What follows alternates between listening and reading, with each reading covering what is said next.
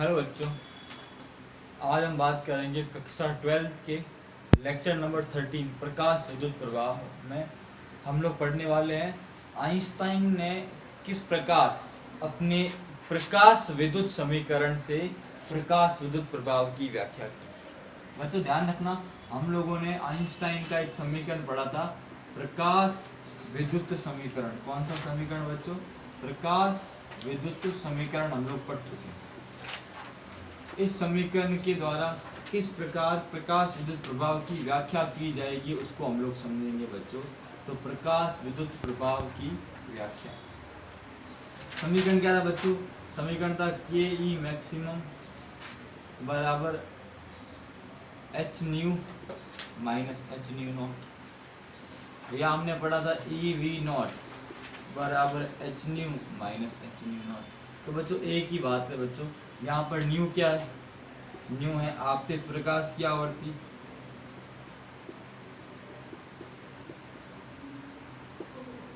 और new not क्या है बच्चों? दहली आवृत्ति। और बच्चों यहाँ पर मैंने एक चीज और बताई थी, वी नॉट बराबर क्या आ जाएगा? H upon E into new minus यहाँ पे क्या आ जाएगा? New not H new not, H upon E into new not. तो बच्चों और इन दोनों में हम लोगों ने ग्राफ बनाया था, किसके ऊपर? निरोधी विभव व आवर्ती के मध्य ग्राफ भी हम लोगों ने बच्चों प्लॉट किया था कल लास्ट लेक्चर के अंदर। तो ग्राफ बच्चों हमको ऐसा मिला,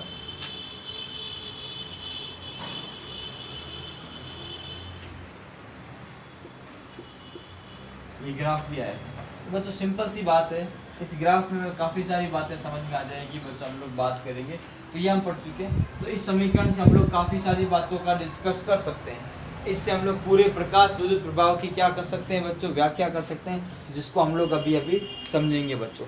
तो बच्चों देखो, इससे हमको एक बात समझ में आती है। देखो बच्चों, ये है, ये तो पढ़ चुके हैं। अब हम पहला पॉइंट लेते हैं बच्चों, ये तो मैं बता चुका हूँ।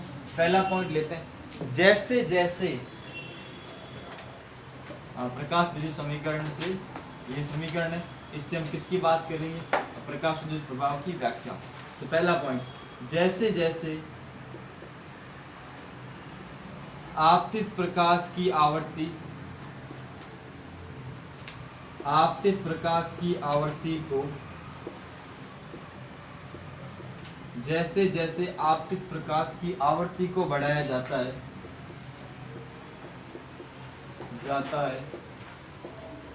उत्सर्जित इलेक्ट्रॉनों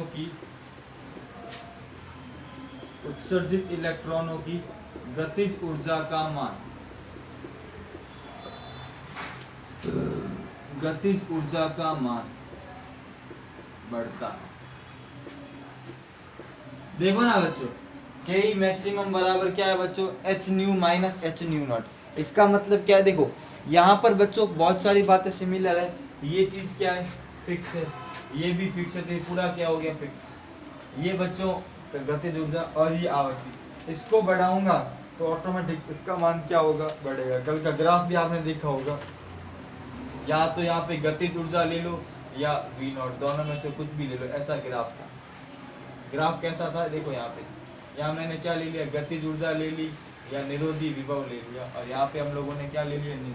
तो जैसे जैसे बढ़ाऊंगा आवृत्ति, गतिज ऊर्जा का मान क्या होगा? बढ़ेगा। तो बच्चों सिंपल सी बात ध्यान रखनी है, यही तो प्रकाश विद्युत प्रभाव में हम लोगों ने पढ़ा था कि आवृत्ति बढ़ाने पर इलेक्ट्रॉन की ऊर्जा क्या होती है? बढ़ती है। क्या होती है? बढ़ती है, ध्यान रखना। तो इस आधार पे क्या कर सकते हैं? अर्थात प्रकाश विद्युत प्रभाव में उत्सर्जित, क्या लिखेंगे?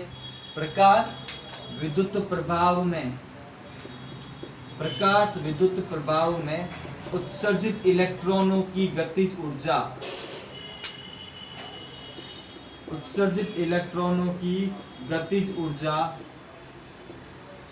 आपतित प्रकाश की आवृत्ति पर निर्भर करती है, आपतित प्रकाश की आवृत्ति पर निर्भर करती है, तीव्रता पर नहीं, तीव्रता पर नहीं। ये बच्चों पहला पॉइंट है। कौन सा पॉइंट है बच्चों?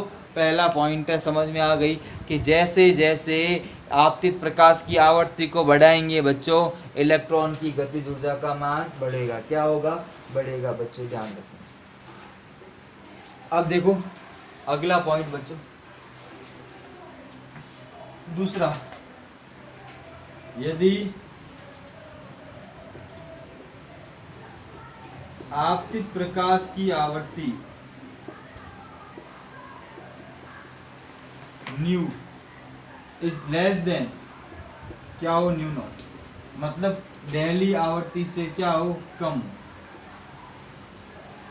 ऐसा लिखता हूं, आपतित प्रकाश की आवृत्ति दहली आवृत्ति से कम हो, new less than new not, तो धातु सतह से इलेक्ट्रॉनों का उत्सर्जन, धातु सतह से इलेक्ट्रॉनों का उत्सर्जन, धातु सतह से इलेक्ट्रॉनों का उत्सर्जन नहीं होगा। देखो ना, अगर ये इससे कम है तो ऑटोमेटिक ये क्या आ जाएगा? नेगेटिव आ जाएगा। गतिज ऊर्जा क्या आ जाएगी? ऋणात्मक आ जाएगी। संभव नहीं है, क्योंकि अगर यहाँ रखूंगा तो देखो ना, गतिज ऊर्जा क्या आ जाएगी? ऋणात्मक। लिख सकते हैं। ऐसा क्यों?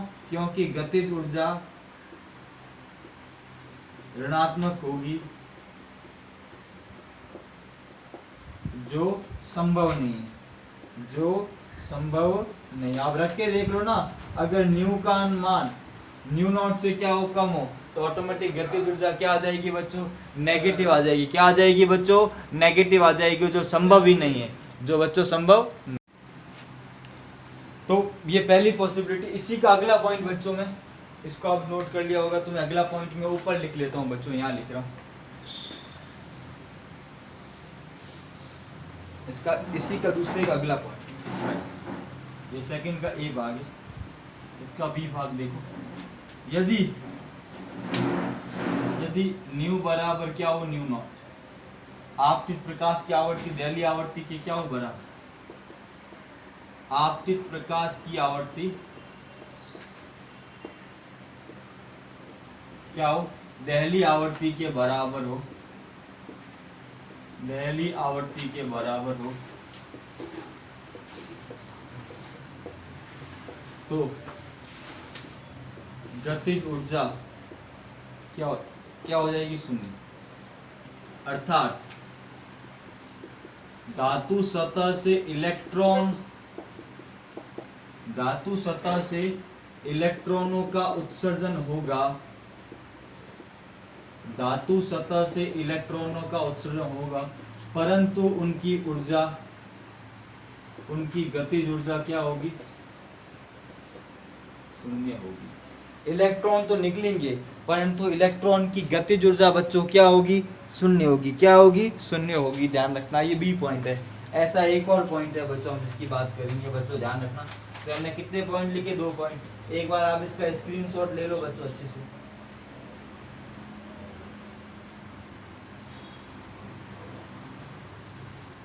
ठीक है, पहला पॉइंट मैं इरेज कर रहा हूं।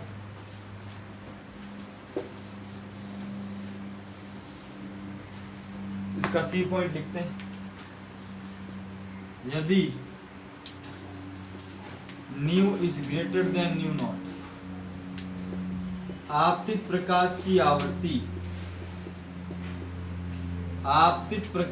आवृत्ति दहली आवृत्ति से अधिक हो,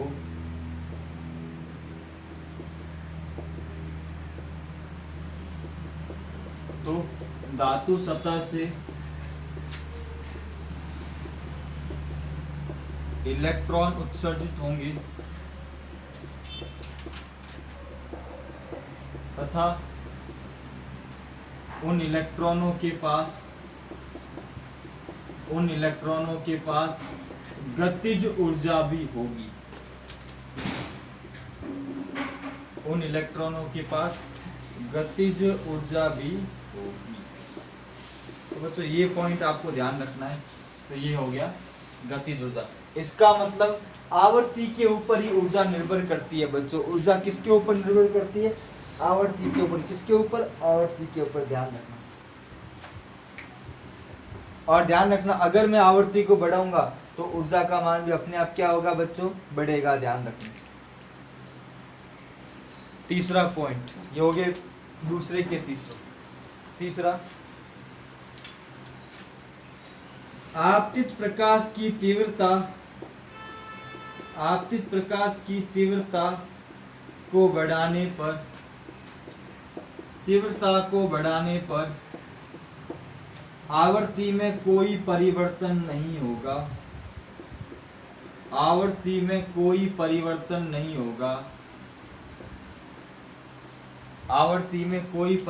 नहीं होगा। अर्थात यह कह सकते हैं कि उत्सर्जित इलेक्ट्रॉनों की गतिज ऊर्जा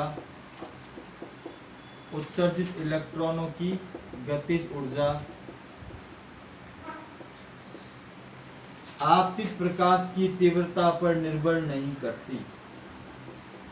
आपतित प्रकाश की तीव्रता पर निर्भर नहीं करती।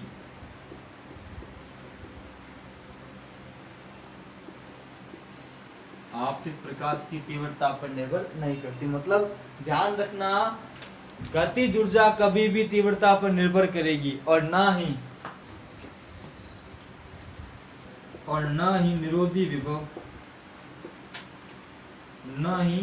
निरोधी विभव आपतित प्रकाश की तीव्रता पर निर्भर करता है। निरोधी विभव आपतित प्रकाश की तीव्रता पर निर्भर करता है। आपतित प्रकाश की तीव्रता पर निर्भर करता है। तो बच्चों ये वाली बातें हो गई पूरी, ये हमने तीसरा पॉइंट लिखा बच्चों। अब इसमें एक और चीज ध्यान रखनी है तीसरे पॉइंट के अंदर ही, वो पॉइंट में क्या लिखेंगे, पॉइंट बच्चों ये मिटो रहा ऊपर वाला, वो क्या लिखेंगे कि आपतित प्रकाश की तीव्रता बढ़ने पर, आपतित प्रकाश की तीव्रता बढ़ने पर उत्सर्जित फोटोनों की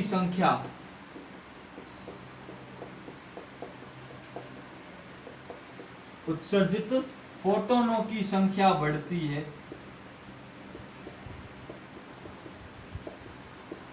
जिससे प्रकाश विद्युत धारा का मान बढ़ता है।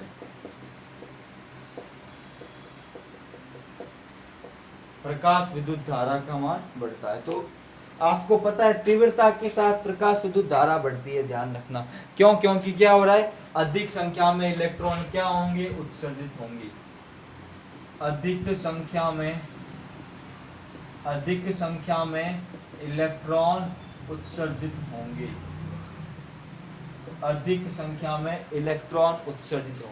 तो बच्चों बात समझ में आ रही होगी, मैं एक एक पॉइंट की बात कर रहा हूँ। बच्चों अच्छे से एक एक चीज को नोट करते रहना। अगला एक और पॉइंट लिखेंगे, एक और पॉइंट की बात करेंगे, ध्यान रखना।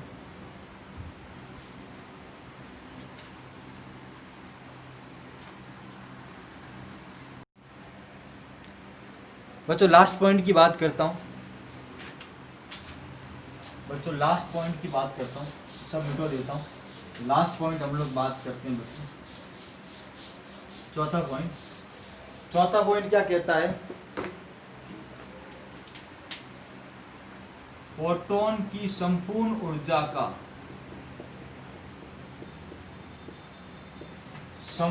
ऊर्जा का अवशोषण केवल एक ही इलेक्ट्रॉन के द्वारा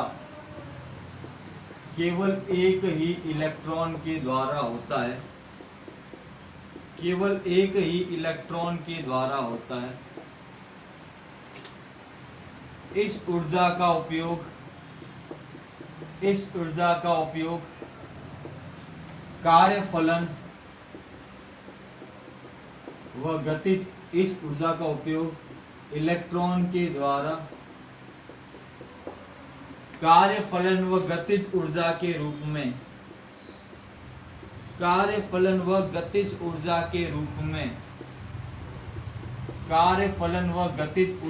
रूप में किया जाता है।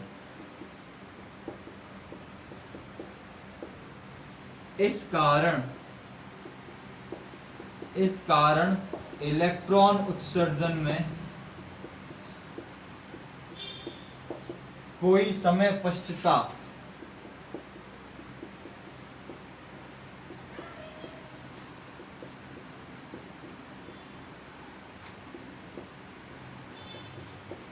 नहीं होती है।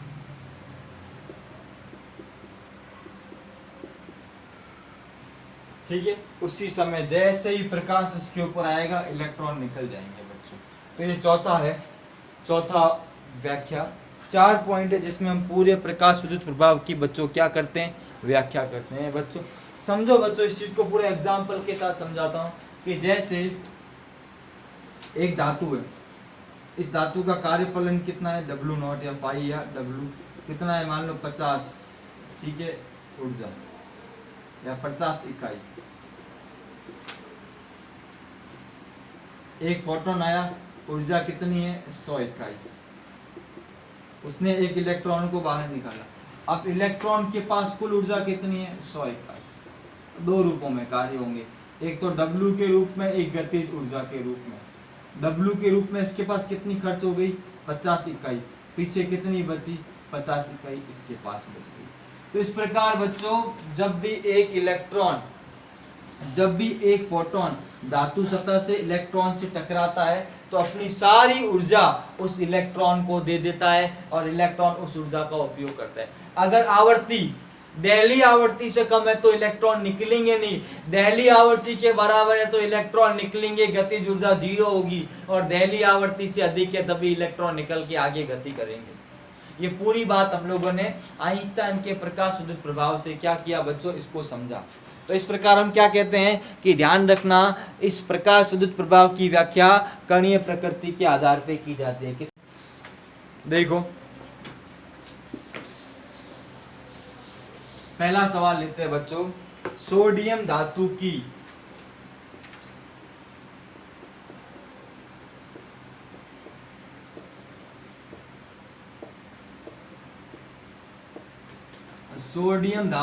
दहली तरंग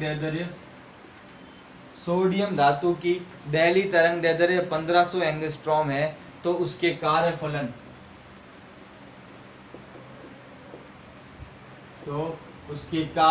की गणना करो।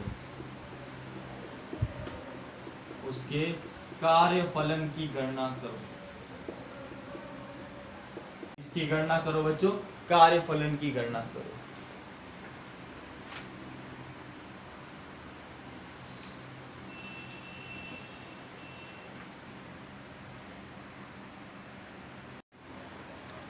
तो सोडियम धातु की दहली तरंग दैर्ध्य कितनी है, 1500 एंगस्ट्रॉम। कार्यफलन की गणना करनी।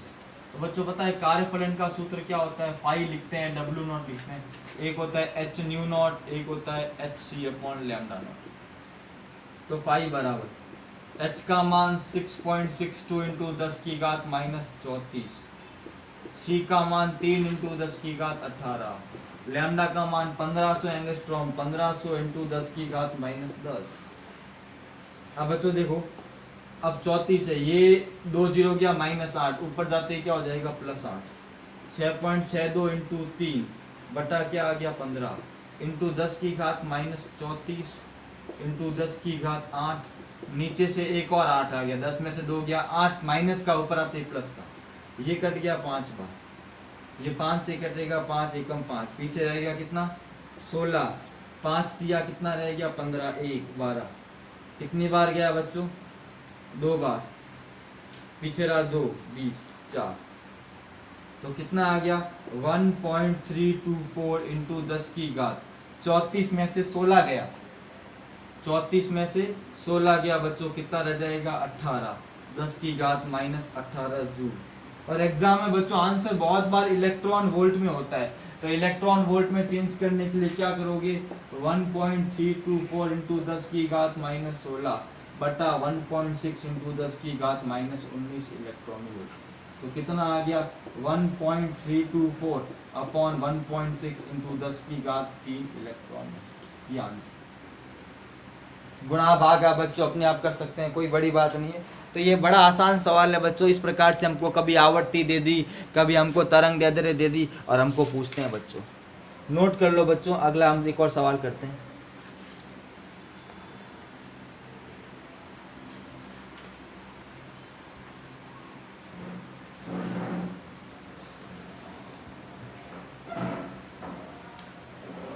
अगला एक सवाल है बच्चों, बहुत इंपॉर्टेंट सवाल है, एग्जाम में बहुत बार पूछा हुआ सवाल। अगला सवाल लिखवा रहा हूं बच्चों।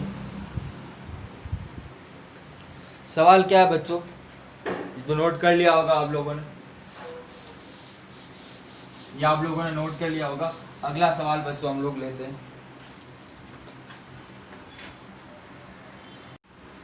क्वेश्चन है बच्चों, सीजियम का कार्यफलन, सीजियम धातु का कार्यफलन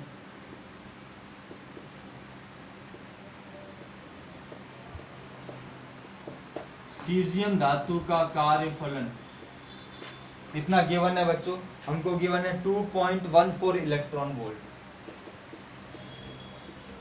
तो पहला सवाल,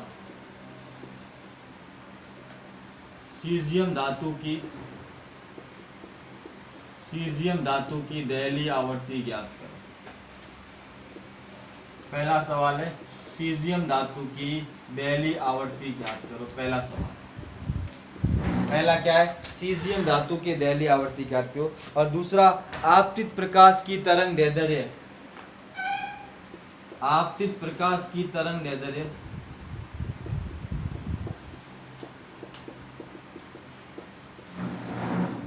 जब निरोधी विभव का मान, निरोधी विभव का मान, जब निरोधी विभव का मान कितना है बच्चों? 0.60 वोल्ट।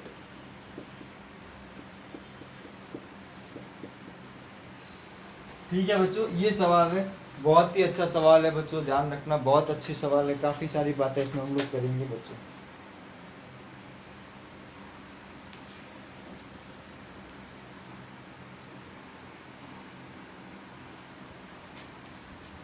ठीक है बच्चों, तो बच्चों कैसे करेंगे? तो पहला सवाल तो बड़ा आसान है बच्चों, आप लोगों ने ट्राई कर लिया होगा। पहला सवाल तो बड़ा आसान है, क्या है? आपको पता है फाई बराबर क्या होता है? H new not. तो क्या हो जाएगा? 2.14 इंटू 1.6 इंटू 10 की घात -19 इलेक्ट्रॉन वोल्ट है बच्चों। और एच कितना होता है? 6.62 इंटू 10 की घात -34 इंटू न्यू नॉट। तो क्या हो जाएगा बच्चों? न्यू नॉट बराबर 2.14 इंटू 1.6 इंटू 10 की घात -19 बटा 6.62 इंटू 10 की घात -34। पॉइंट से पॉइंट कैंसिल, क्या आ गया बच्चों? 214 इंटू 1.6 अपॉन 662 इंटू 19 में से 34 गया बच्चों, ये ऊपर जाते प्लस का हो जाएगा, 10 की घात कितनी आएगी? 15। और आंसर किस में आएगा? हर्ट्ज में। ये तो क्या आ गई बच्चों? दहलीय आवर्ती। फाई बराबर एच न्यू नॉट से सॉल्व किया और बच्चों इसका आंसर कितना आया? जब मैंने पूरा हल किया तो आंसर आएगा 5.17 इंटू 10 की घात 14 हर्ट्ज। सॉल्व करेंगे, आंसर क्या आएगा बच्चों? 5.17 इंटू 10 की घात 14 हर्ट्ज। ये पहला क्वेश्चन है बच्चों। क्या ये पहला सवाल है बच्चों? अच्छे से नोट कर लो, पहला सवाल है बच्चों, बहुत ही आसान सवाल है। पहला क्वेश्चन हम लोगों ने सॉल्व कर दिया बच्चों। दूसरे सवाल के लिए देखो बच्चों, मैं आपको बताता हूँ, करना अपने आप, मैं आपको मेथड बता देता हूँ, करना आपको। आपको पता है काइनेटिक गतिज ऊर्जा, ये आपको पता है EV0 बराबर क्या होता है? एच न्यू माइनस क्या होता है? एच न्यू नॉट होता है बच्चों। अब हमको क्या निकालना है? हमें निकालना है तरंग दैर्ध्य। तो ये क्या हो जाएगा? H C upon lambda minus क्या आ जाएगा? एच न्यू नॉट हो जाएगा।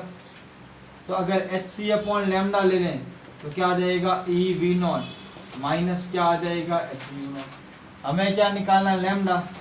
तो बराबर क्या हो जाएगा? एच सी अपॉन क्या आ जाएगा? EV0 minus H new not. ये V0, ये न्यू नॉट। अब सबका मान गिवन है बच्चों, सारी वैल्यू। एच का मान 6.62 इंटू 10 की घात -34, सी का मान 3 इंटू 10 की घात +8, ई का मतलब 1.6 इंटू 10 की घात -19, वी नॉट का मान आपको 0.60 दिया हुआ है, एच का मान 6.62 इंटू 10 की घात -34 और न्यू नॉट का मान हमारे पास बच्चों ये है। जब ये सारे मान बच्चों आप पुट करोगे तब आपको आपका आंसर मिल जाएगा, ध्यान रखना बच्चों। तो इस तरह से आपको सवाल करने हैं, फॉर्मूला वही ध्यान रखना है बच्चों, फॉर्मूला एक ही ध्यान रखना है बच्चों। आपको सिंपल ध्यान रखना है के ई मैक्सिमम बराबर H new minus H new not या ई वी नॉट बराबर H new minus H new not और फाइव बराबर एच न्यू नॉट। ये स्टार्टिंग के जो फॉर्मूले यही फॉर्मूले आपको ध्यान रखने हैं बच्चों। तो बच्चों इसको अपने आप देख लें, नोट कर लें, इसको अपने आप आपको करना है बच्चों। ये क्वेश्चन आप करोगे तो आंसर आएगा बच्चों। तो बच्चों आज के लिए इतना ही रखते हैं बच्चों, और बहुत सारी प्रैक्टिस करेंगे अगले लेक्चर के अंदर। हम लोग जब अगला लेक्चर होगा उसमें मैं इसको कंप्लीट करवा के हम लोग बात करेंगे। अगला टॉपिक रहेगा प्रकाश की द्वैत प्रकृति, प्रकाश की द्वैत प्रकृति और डी ब्रोगली का सिद्धांत, प्रकाश की द्वैत प्रकृति और डी ब्रोगली का सिद्धांत। अभी बच्चों 3 लेक्चर और लगेंगे चैप्टर पूरा होने में। 3 लेक्चर के बाद आपका ये चैप्टर क्या हो जाएगा, पूरा हो जाएगा। फिर बच्चों हम लोग 14वां और 15वां चैप्टर करेंगे बच्चों, ध्यान रखना। थैंक यू बच्चों, आज के लिए इतना ही।